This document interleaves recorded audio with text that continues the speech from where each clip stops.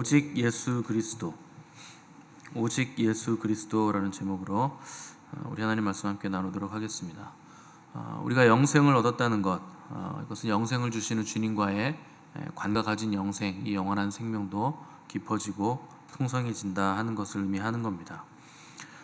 영생을 받았으면 됐지, 영생이 깊어지고 풍성해진다는 것은 도대체 어떤 뜻인가?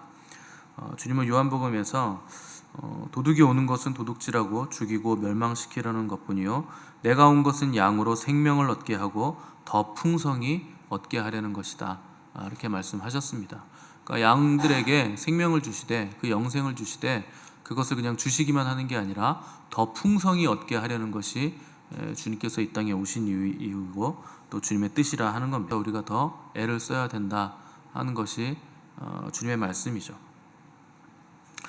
근데 우리는 영생을 그냥 받기만 하면 된다, 영생이 있기만 하면 된다, 이렇게 생각하기가 굉장히 쉽습니다. 그래서 저 청년 때 어떤 청년은 자기는 턱걸이라도 천국만 가면 된다, 그렇게 말한 청년이 있었어요. 어떻게든지 나는 턱걸이라도 좋으니까 그거면 족하다, 천국만 가면 된다, 이런 말을 했는데 의도는 뻔하죠. 천국 갈 수 있는 선에서 최대한 나는 내 맘대로 살겠다, 천국만 갈 수 있으면 나는 최대한 이 땅을 즐길 수 있는 건 즐기며 살겠다, 이런 뜻입니다. 그렇게 턱걸이로 가는 천국이 있을 리도 없겠지만 그렇게 사는 것이 주님의 뜻이 아니라는 것, 우리가 확실히 알 수 있죠. 주님은 우리가 영생을 얻는 것에서 그치지 않고 풍성히 그것을 누리고 깊어지는 삶을 살기를 원하시기 때문에 그렇습니다. 영생을 그럼 풍성히 누리는 사람이 있고 풍성히 누리지 못하는 사람이 있다는 뜻이겠죠. 우리 인간의 생명도 마찬가지입니다. 중간에 있는 사람들이 굉장히 많습니다. 그런 사람들은 생명을 누리고 있다라기보다는 최대한 생존만 하고 있는 사람들이라고 우리가 볼 수 있겠죠.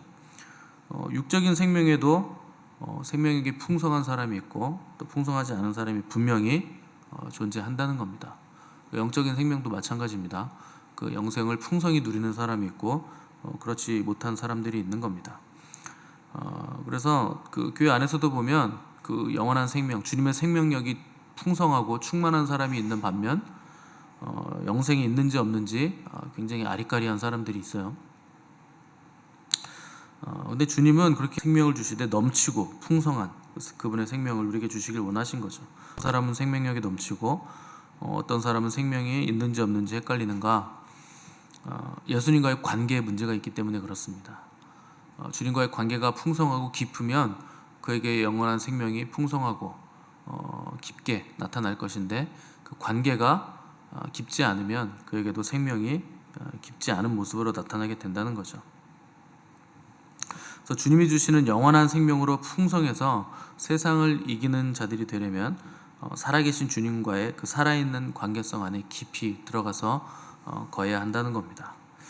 예수님은 제자들에게 너희 안에 겨자씨만한 믿음만 있을지라도 산을 옮길 수 있다, 였던 것 같은데, 어쨌거나 가장 작은 씨인 겨자씨만한 믿음만 있으면 산도 옮길 수 있다, 산을 옮길 수 있다, 이렇게 말씀하신 거죠. 우리는 평생 신앙생활 해왔으니까 여러분들의 믿음이 겨자씨보단 크시겠죠, 당연히.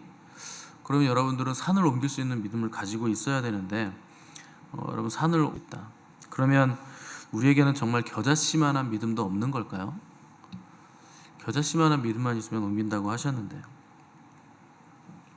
이런 걸 들으면 우리는 이제 눌리잖아요. 우리는 정말 믿음이 없나 보다, 겨자씨만한 믿음도 없는가 보다, 이렇게 생각하기 쉬운데 크기를 말한다기보다는 이건 핵심을 말하는 겁니다.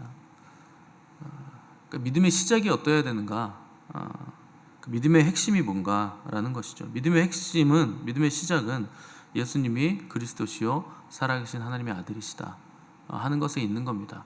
이 핵심적인 믿음을 믿는다면 그 믿음이 겨자씨만 하더라도 산을 옮길 수 있는 거다.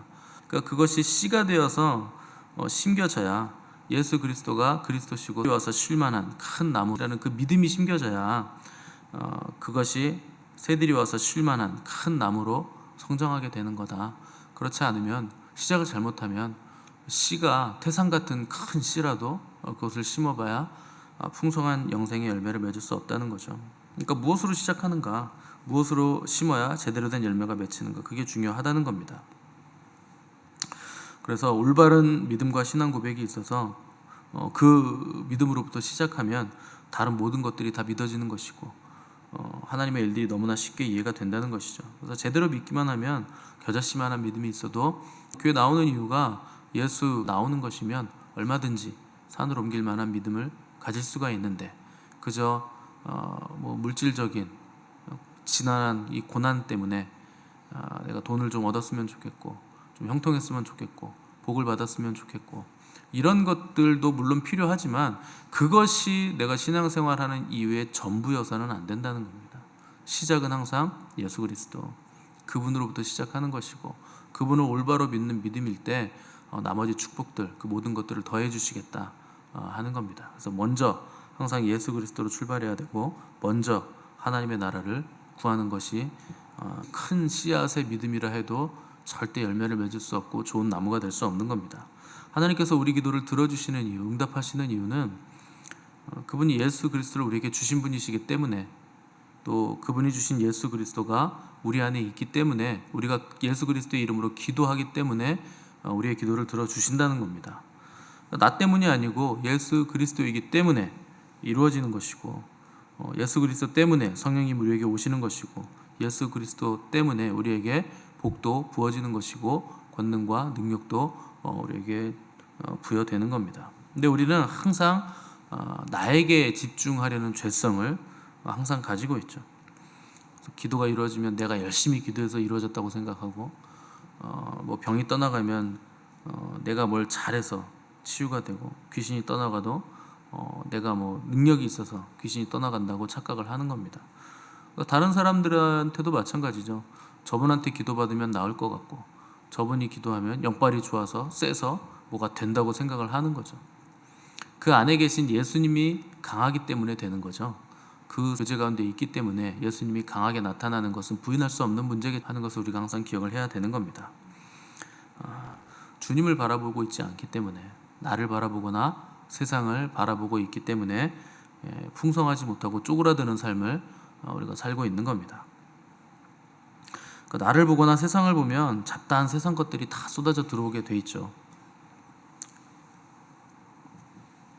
세상 것들이 우리에게 풍성한 생명을 주는가? 절대 그렇지 않다는 거 여러분 아실 겁니다.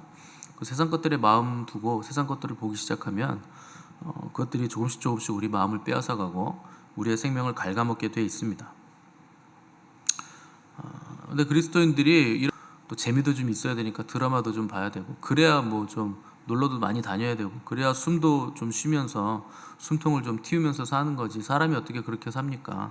어떻게 그렇게 융통성 없이 오직 예수, 오직 믿음, 오직 성경 그렇게 사는가? 어떻게 그렇게 숨막히게 살아요? 하신 분들 계신데 여러분들이 세상을 보시면 숨통이 좀 트입니까? 영적인 호흡이 좀 오히려 더 묶이죠.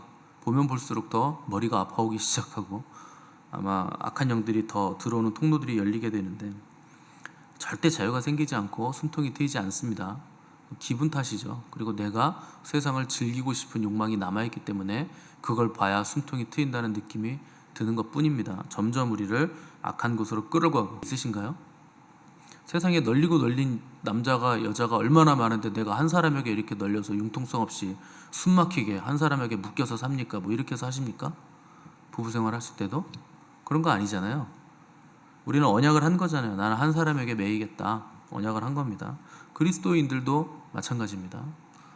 예수님이 어떤 분이신데 내가 예수님만 바라보고 어떻게 사나 이런 얘기를 합니까? 그분이 우리에게 어떤 분이시고 어떤 존재이시고 어떤 일을 해주셨는데 말도 안 되는 소리를 하는 거예요. 사람과의 관계에서도 부부관계에서도 그렇지 않은데 예수 그리스도만 바라보는 삶이 답답하니까 융통성 있게 세상을 바라보겠다는 게 도대체 그게 예수님만 보고 삽니까? 어떻게 하나님만 보고 삽니까? TV도 좀 봐야 되고 영화도 좀 봐야 되고 놀러도 다녀야 되고 그런 거죠.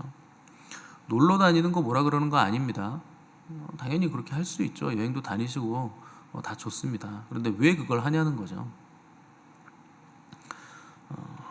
왜 우리는 쪼그라든 삶을 살까요? 가장 완전한 복음, 가장 넉넉한 복음을 가졌는데 영생의 복을 받았는데 왜 그 영생을 누리지 못하고 쪼그라드는 삶을 사는가?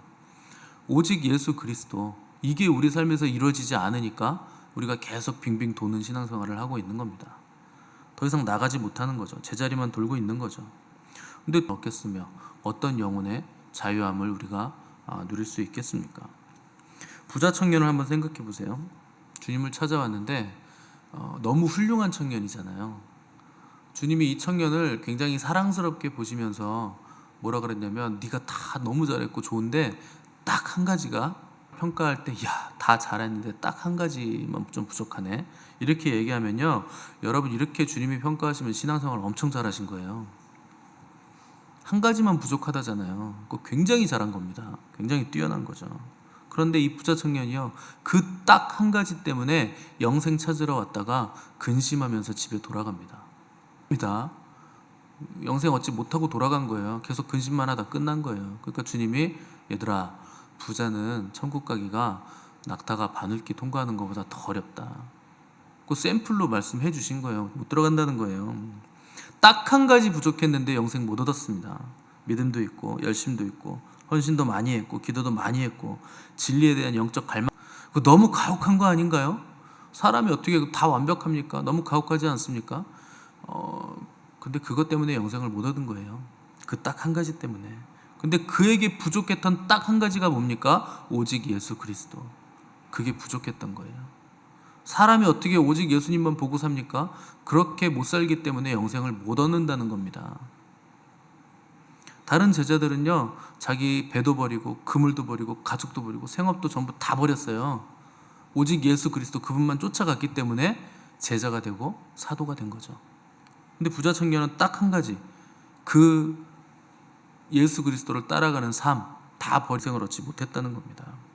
그 주님은요, 우리에게 여기 613가지가 있다, 너희들 이거 다 지키고 나 따라오면 내가 영생 줄게, 이렇게 말씀하신 적이 없으세요.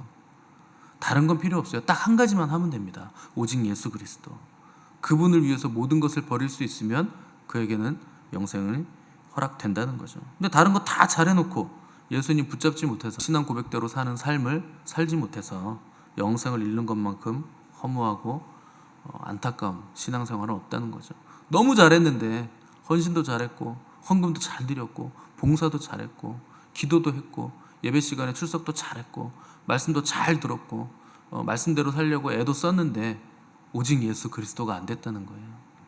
그것 때문에 우리가 풍성한 삶을 누리지 못한다는 겁니다. 우리 안에 있는 예수님의 생명, 이 영원한 생명, 그 무엇과도 바꿀 수 없는 겁니다. 세상은 이런 생명 줄 수도 없고 알지도 못하고 흉내내지도 못하는 생명인데, 이렇게 엄청난 생명을 받고도 영원한 생명의 풍성함을 누리지 못하는 삶을 살아가고 있다, 점점 쪼그라들고 있다, 점점 영역이 줄어들고 있다 하는 것, 얼마나 자꾸 내가 원하는 것 쫓아다니니까요.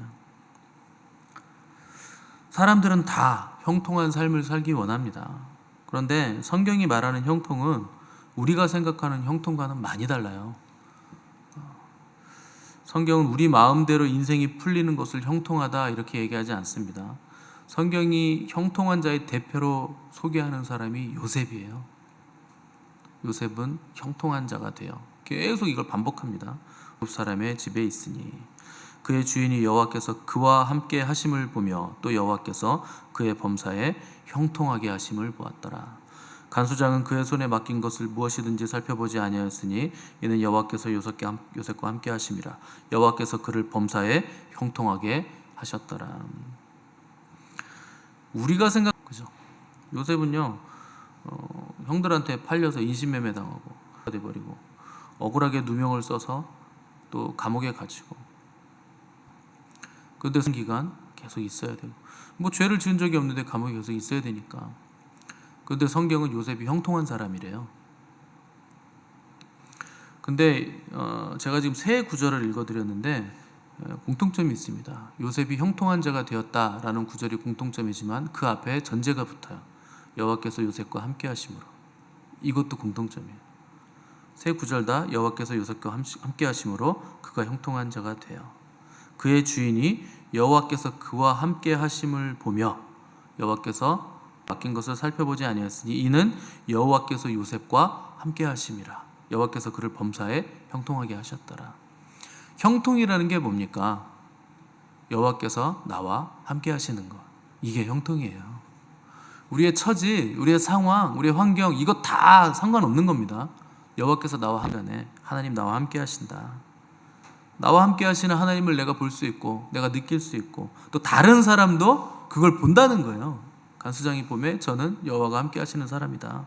그의 주인이 보니까 쟤는 여호와가 함께 하시는 사람이다. 이걸 봤다는 겁니다. 그러니까 여호와께서 그를 범사에 형통케 하셨더라. 그것이 형통하는 삶입니다. 저 여러분의 삶이 형통하는 삶이 되시기를 바랍니다. 여호와께서 요셉과 함께 하심으로 여호와께서 범사에 그를 형통하게 하셨더라. 이 구절에 요셉의 이름이 아니라 여러분들의 이름이 있기를 바랍니다. 이 땅에는요 좋은 것이 있고 나쁜 것이 있어요. 땅은 그런 거예요. 빛이 있고 겁니다. 근데 하나님은 땅이 필요 없어요. 땅은 우리를 위해서 하나님이 창조하신 거죠. 결국에 땅은 우리입니다. 우리에게는 좋은 것도 있고 나쁜 것도 있고 밝은 것도 있고 어두운 것도 있죠. 바람 불 때도 있고 잔잔할 때도 있고 비가 올 때도 있고 햇빛이 날 때도 있는 겁니다. 좋은 것이라고 이 땅에서는 공존하고 있다는 것이죠. 하시는가? 좋은 것이든 나쁜 것이든 빛이든 어둠이든 바람이 불든 잔잔하든 햇빛이 나든 비가 오든 그 순간에 하나님이 나와 함께 하시는가? 그것만이 남는다는 거죠. 그래서 환경이 주는 세상이 주는 유익이 아니라 영생을 주시되 풍성하게 주시는 우리 구주 예수 그리스도 그분과 날마다 동행하시고 그분을 깊이 알아가심으로 이 생명의 충만함과 풍성함을 누리는 삶 오직 우리 주 예수님만 간절히 갈망하는 형통하는 복된 삶을 사시는 저 여러분 되시기를 간절히 바랍니다. 우리 함께 기도하겠습니다.